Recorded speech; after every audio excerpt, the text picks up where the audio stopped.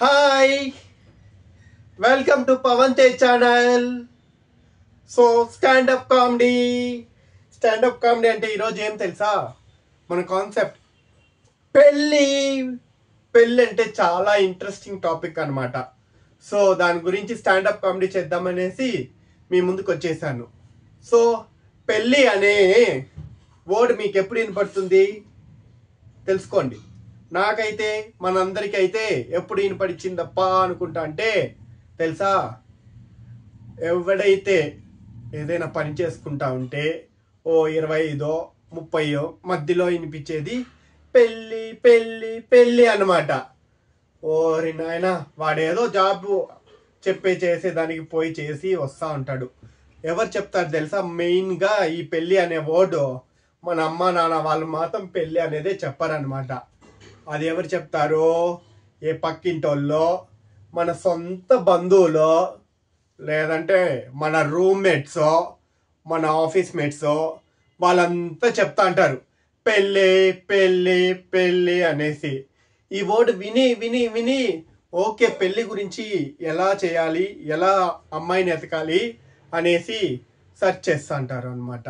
ప్రతి ఒక్కరు, నేనే కాదు, ప్రతి ఒక్క అబ్బాయి అమ్మాయిలకైతే ఈ కాలంలో పెళ్ళి అనే వర్డు నుంచి తప్పించుకునే దానికి జాబులు చేస్తూ అంటారు అనమాట.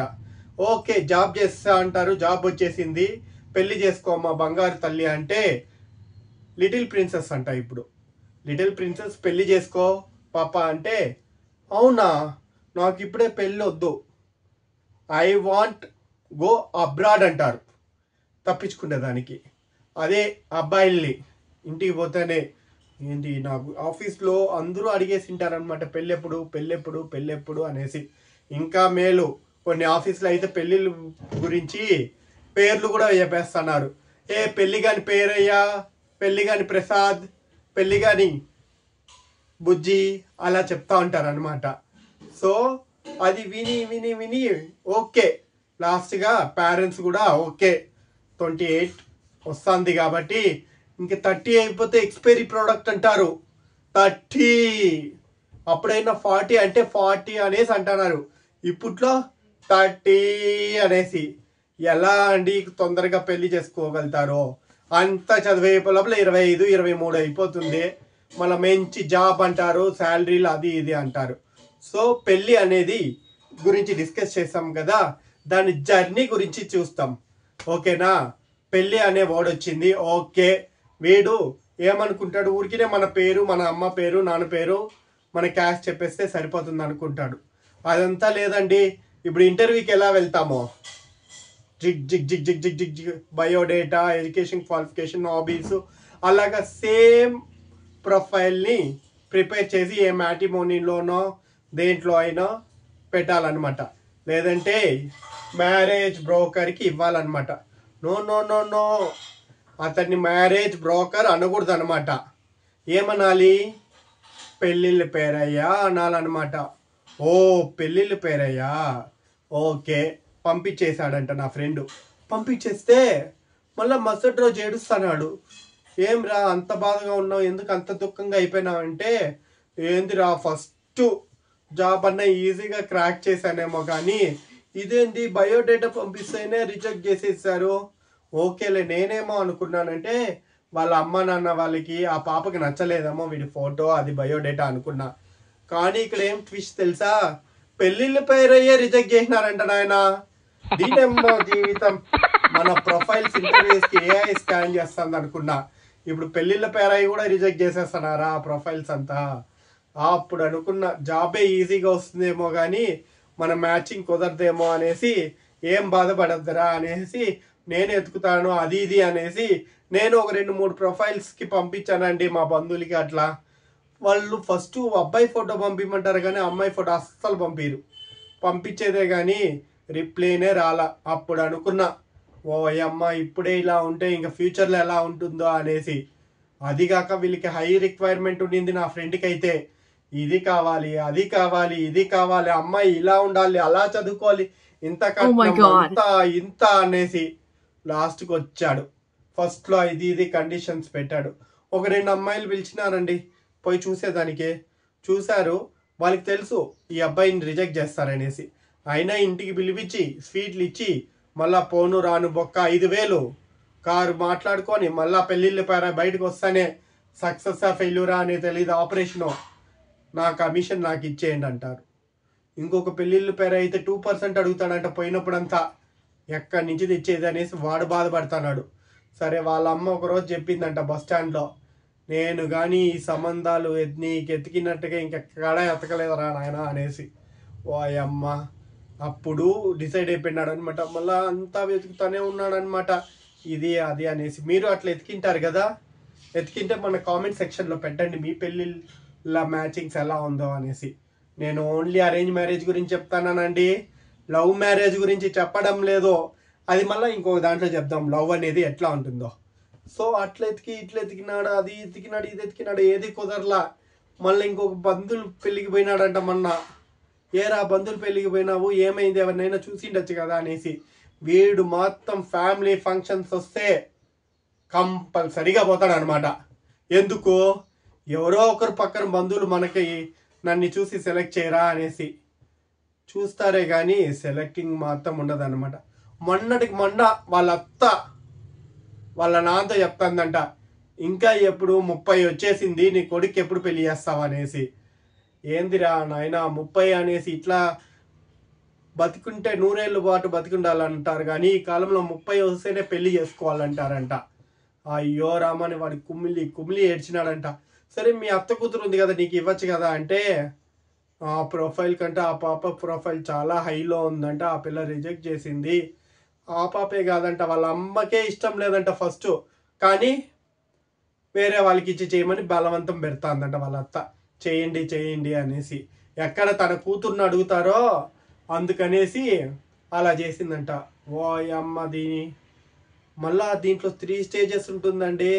ఫస్ట్ స్టేజ్ ఇది అయిపోయిందా, ఏదో ఒకటి నాకు ఈ అమ్మాయి కావాలని. సెకండ్ స్టేజ్లో ఓకే అమ్మాయి మంచిగా అందంగా ఉంటే చాలు, బ్యాక్గ్రౌండ్ ఏం చదవకపోయినా చాలు అనుకుంటారనమాట. అది కూడా అయిపోయింది. అప్పుడు కూడా నా ఫ్రెండ్ రాలా. ఇంకా లాస్ట్ స్టేజ్ ఎవరిస్తారా, ఇంటర్ క్యాస్టా, సెకండ్ మ్యారేజెస్ అట్లా కూడా చూస్తున్నాడు. ఎంత కష్టం వచ్చిందిరా నాయన నీకు అనేసి. మళ్ళా వేరే వాళ్ళు కూడా అంటారంట బంధువులు, ఇంకా పెళ్లి చేసుకోలేదంటే మళ్ళా 30 అయిపోతే ఇంకా వీడు పెళ్ళికి కాదు డైరెక్ట్ కాశీకే అంటారంట.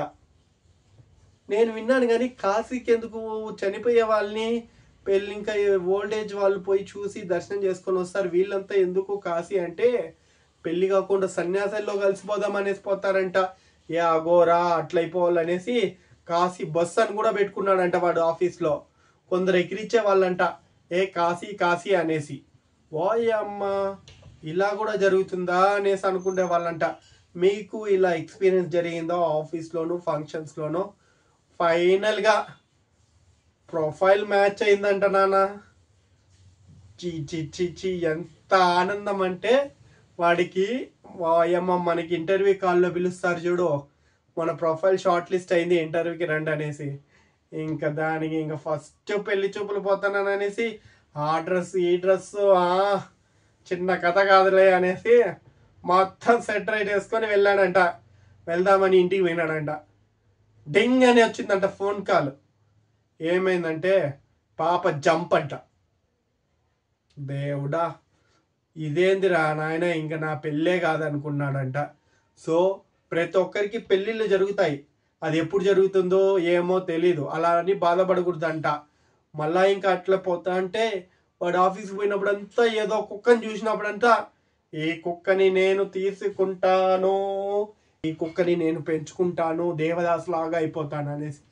ఏం జరిగిందండి, ఓన్లీ 30 సంవత్సరాలే గడిచింది, ఇంకా 70 ఇయర్స్. ఎక్కడ మన ప్రొఫైల్ అంతా బాగా హ్యాపీగా ఉంటే ఎవరో ఒక అమ్మాయిని మనకి రాసుంటారనమాట. ఇది ఇట్లా పెళ్ళి కాస్త లొల్లిగా మారిపోయి పెళ్ళి కుదిరిపోయింది ఫైనల్గా.